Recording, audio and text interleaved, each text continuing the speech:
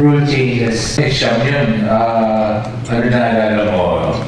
Well, one, yung review pag may coaches challenge, diba? Now, tahimik lang mag-a-announce kung if it's not successful or successful, diba? Ngayon, we will show sa screen, sa live, sa TV, I think it's all angles, pero pag sa live, at the venue, papakita sa screen yung challenge call, and the referee in charge will be explaining why that was the ruling. At the same time, if there was an offense or a violation seen during the replay, they will also call that. Okay?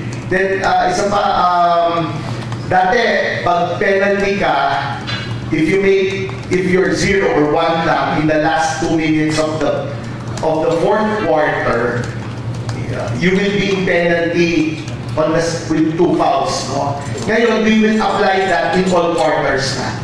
So even if you're 0 fouls or less than the penalty fouls, for the last 2 minutes of each quarter, if you commit 2 fouls or you reach 2 fouls, penalty na tayo. So, applicable to all quarters.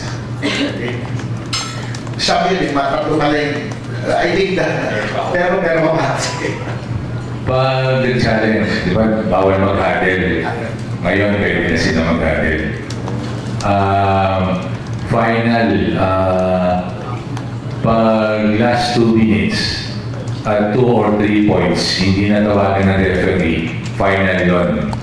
Mananagot na lang yung referee sa atin.